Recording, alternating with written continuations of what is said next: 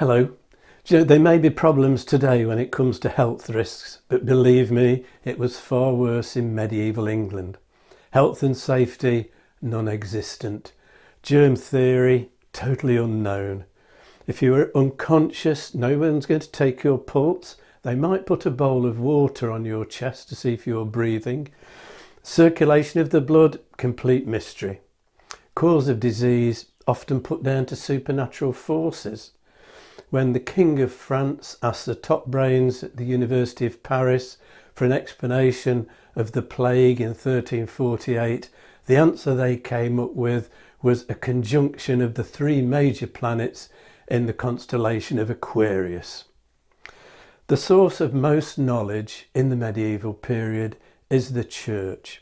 Literacy is largely confined to the clergy. And a common explanation for illness in the medieval period is its divine judgment, in which case repentance or atonement could lead to recovery. And this mindset led some to consider medicine just not a suitable profession for a Christian. However, most monastic orders, and the Benedictines in particular, they took a different view that care of the sick was a chief work of mercy. But alongside physical care comes spiritual care, and the monastic infirmaries all had their own chapels. It's lack of knowledge that's the big problem. No understanding of how infections spread. If you checked into an abbey infirmary, you might well have to share a bed, and that might be with somebody with all sorts of diseases. What knowledge there is of medicine is influenced by two men from the ancient world. Hippocrates, a Greek, 4th century BC, and Galen, Roman, 2nd century AD. And the underlying theory of medieval medicine is the theory of humours. Now, this dominated medicine into the 19th century. And the theory is that there were four humours, four principal fluids, and to be healthy they had to be in balance. And the four fluids were black bile, yellow bile, phlegm and blood. How do you achieve balance? Partly by diet, partly by medicine, chiefly by bloodletting. And the medieval monks were bled several times a year just to maintain good health, or so they thought. Usually done by an incision into the basilica vein just below the elbow inside of the forearm. How did they check your humour? Well, they might look at your urine, look at the colour of it, might have a sniff at it, or look at your blood, which might even be tasted. And a decision on your humour would then govern your treatment. So two people with exactly the same symptoms might receive different treatments if the decision was it was a different humour that was responsible. And the humours were associated with seasons and with moods and with bodily organs and with nature and the elements. And we use some of the words today to describe people's character: melancholic, choleric, etc. Now, herbal remedies were fitted into this system, and plants were ascribed various properties that acted upon different humours. And remedies also drew upon the theory of signatures. And this is the belief that for every ailment, nature provides a treatment. Might be animal, might be vegetable, might be mineral, but it will carry a mark, a signature, indicating its usefulness. So the spotted leaves of lungwort look like lungs, used to treat TB. And those common names like lungwort are often a clue. I'm not sure what nipplewort was used for. The lesser celandine is also known as pilewort, which gives you an idea. Mugwort, wild wormwood, was used for worms. The seeds of skullcap look like mini skulls, and they were used to treat headaches. And most monasteries developed a herb garden, sometimes called a physic garden, where plants were grown for a variety of uses. And the physic garden at Buckfast Abbey has been recreated. It contains around about 200 plants, typical of a medieval monastic physic garden. And it's divided into 4 sections: a culinary section for vegetables and flavourings, a household section for dyes and cleaning agents, a medicinal section and a poisonous section. And there is some overlap because many plants have multiple uses. Where did the knowledge come from? Well, it might be passed on within the monastery by word of mouth, from an infirmary to a trainee, a novice monk. But there were reference books available, and there is a wonderful herbal created in the scriptorium at the Benedictine monastery of Bury St Edmunds in the 11th century. It's now in the Bodleian Library. And the artist had probably acquired a herbal from somewhere. He has that open in front of him as he begins to paint the plants that he has collected and then add the text to them. Why do I think he had a reference book? Well, the text begins by giving the name the plant was known to the Greeks by, and then the other names by which it was known to earlier civilizations.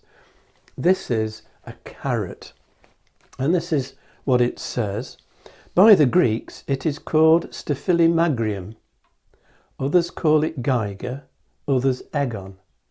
The Romans call it Udonolion, and the Carthaginians, the Punica, call it Sicensard. The Itali, the Calabrians, call it Pastinaca sylvatica, which is interesting because that's the modern name for a parsnip. It says it grows in stony places and mounds, and this is how it's used: for women who suffer at childbirth and are not purged. With herba pastinaca, cooked together with the same water in which it was cooked, you take 30 peppercorns, mix together and give to drink. She will be purged. The same recipe also works against toothache. This is the page for Marshmallow, and again it gives the various names that it is known by. And marshmallow used to be collected by fishermen's wives on the east coast to make marshmallow.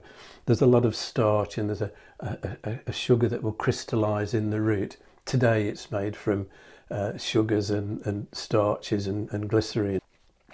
For gout, mash the plant with old lard and lay it on. In 3 days the gout is healed. Many authorities affirm this herbal treatment.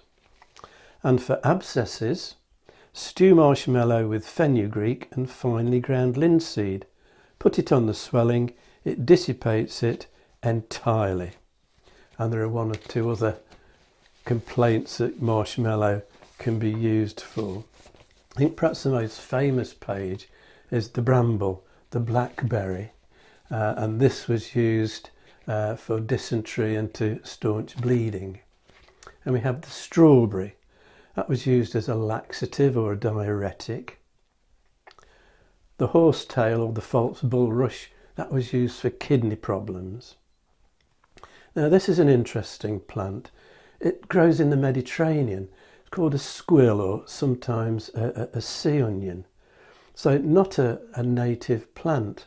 And it is, like many of these plants, poisonous. So it's all about the dosage and the preparation. That's the important thing. At the bottom of this page there's a little note that shows it can also be used for making invisible ink. And just to run through some of the others, but let me warn you at this stage, do not try this at home. Dandelion, that was used for liver complaints. Madder, which is used as a dye of course, also used for liver complaints and jaundice. This is dropwort. It's related to meadowsweet, again toxic, but dried, heated up, that destroys the toxins. It was used for bronchial and asthmatic complaints.